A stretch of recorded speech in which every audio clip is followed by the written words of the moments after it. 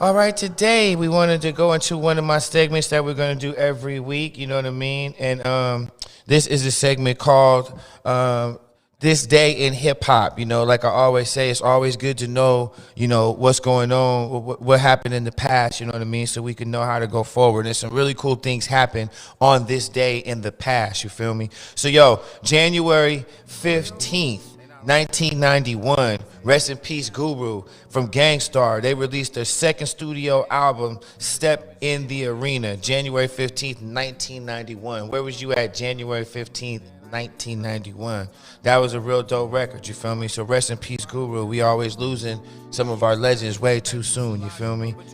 Yo, also on this day, Ninth Wonder was born. Producer Ninth Wonder was born January 15th.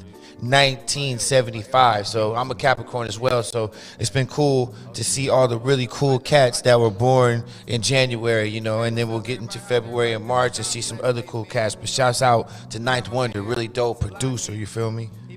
Yo, we got also this day in history, DJ Quick. Shouts out DJ Quick Compton in the house, you know what I'm saying? DJ Quick released his debut studio album, Quick is the Name, January 15th, 1991. I remember getting that record. I remember my cousin bringing me that record. We was listening to NWA at that time and all that, and Cube had already left NWA, but we was still bumping 100 Miles and Running, and then NIGGAZs for life, you know what I'm saying? I don't want to say the word on air, but we was listening to that, and I remember my cousin was like, man, you gotta, that's old, you gotta get on this new stuff, and he gave us this, the DJ Quick album, and I'll never forget it, you feel me? So that was a big influence in my hip-hop life. So that came out today, 1991. Where was you at January 15th, 1991, you feel me?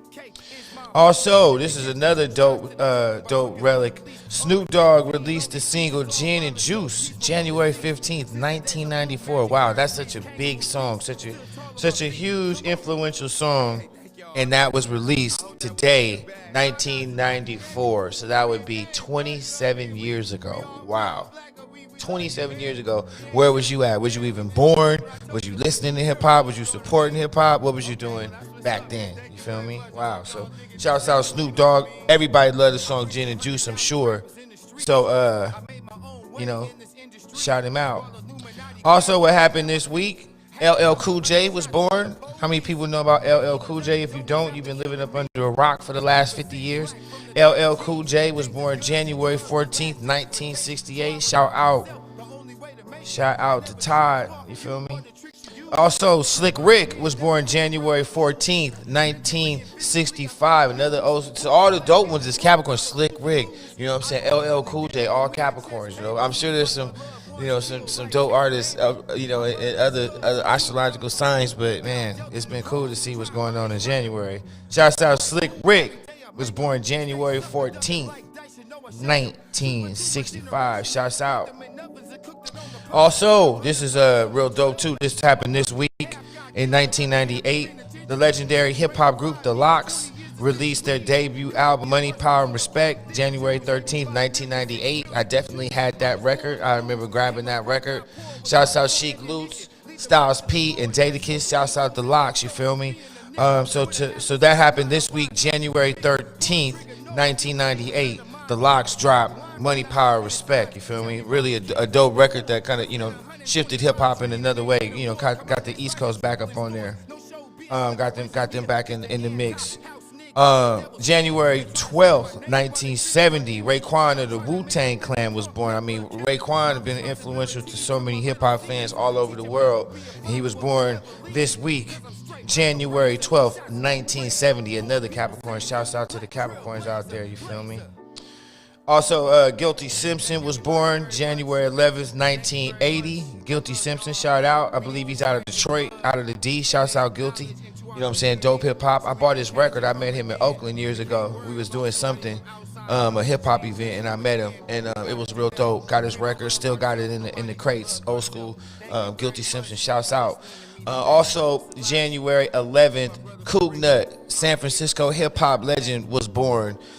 He was born, OG Ronald Fields was born January 11th, you feel me, Capricorn style. So his birthday just passed, so we wanted to give a shout out to Coog Nut. Rest in peace, rest in heaven, and we hope that you mobbing up there, you know what I mean? So yo, hope everybody feeling good. That was our segment, you know, learn about some hip hop. It's good for you to learn about some hip hop, because once you learn about some hip hop, you know, you can preserve the culture. January 9th, MF Doom was born. Rest in peace, MF Doom. He was born January 9th, 1971. He was born the same year as Tupac, but he was a few months older. He was born in January 1971. Pac was born in June 1971. So we just lost him, you feel me?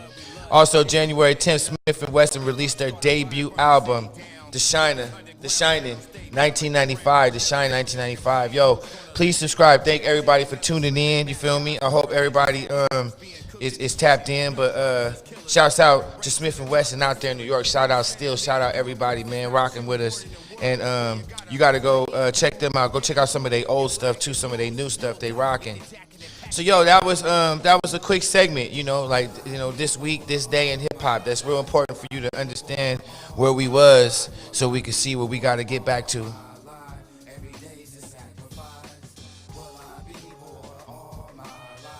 Get some music, my brother. That music way too low.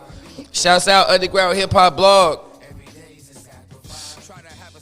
How you guys feeling out there? Yeah, let's get some music up. That's too good. I'll tell you when. A little bit more, my brother. A little bit more. Can you guys hear me right now? Because that's the point. We want to have the hip hop playing in the back. That's cool right there. I can't even hear you. We got to get your thing set up. I can't even hear you. Yo. So we gonna shout out a classic club or venue right now. That's what we do. We do that every week. So last week we shouted out LA and San Francisco. And this week we're gonna shout out a club that we did in New York. And we're gonna shout out a club that we did in Hartford, Connecticut. Shout out Hartford, Connecticut, all the dope artists out there.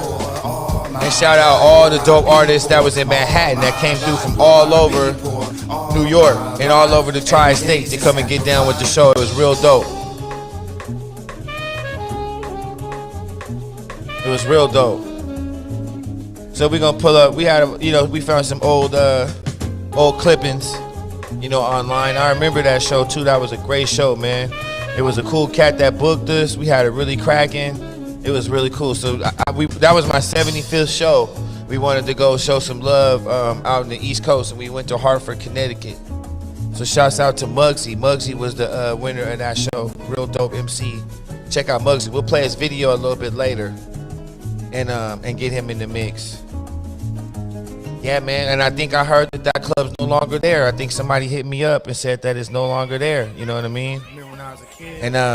And I was sad to hear that, because it was cool. We used to fight, we used to shoot. Now we're gonna go to Manhattan. It was a pleasure to do a show in Manhattan. When we was out in New York, we have done Brooklyn, we have done Manhattan, and we haven't done the Bronx, we haven't done Harlem, and one of the other boroughs, Staten Island. We haven't done that, but we did 2 of the 5. And we actually did a place called Sullivan Hall, and it was like a really cool place back in the day. I mean, a lot of cool acts played there. So old school New York cats, if you come across this video, you'll remember Sullivan Hall. And we had a few really good shows there, man. I remember my man, his name was Matt, and he would book us for those shows. And we were in California, and at that time everybody heard about the show. Everybody wanted to book us. So we was like, yo, it'd be really dope if we was able to go to Brooklyn. So we hooked it up, and we was like, man, we're gonna do this Sullivan Hall venue, and it's legendary. So it's no longer there either. I remember we went back to New York after playing there, and it had been bulldozed, and it had been demolished, and it was like a new building. And it was somebody that was there. And we walked up. We were like, "Yo, man, we used to play shows here or something." And the guy looked at us like, "Okay, for sure." But now it's like a store or something. This is my store now, so But that was a good memory, and I'm glad I was able to play there. You know what I mean, and have that on the resume. So, you know, it's important, like I said, to shout out and to remember the old clubs that really gave hip hop a chance and gave hip hop, you know, its start. You know, that's really dope. To have that, to have those memories, but to also be a part of that history, because at that time I remember a lot of other promoters was playing there, so our show wasn't the only game in town. We were just lucky enough, you know, to play. So I remember when we did those shows out there were other shows on the calendars, you know. And it was cool to make, you know, skeptics into believers, you know, because we're going into a brand new market, brand new venue, and we killed both shows. So, you know, I wanted to do that every week, you know. And if you have any venues or any old places that you used to play, you know, that are no longer there, you know, hit us up in the comments once these videos start to get circulated and start to get in the blogosphere and in the internet sphere. Hit us up in the comments and let us know some old school venues that you played at or that you wanted to play at, but you know, that are no longer there. You know, so we gotta remember that. So shouts out the Vine in Connecticut, and shout out to Sullivan Hall that used to be in Manhattan. We will remember you.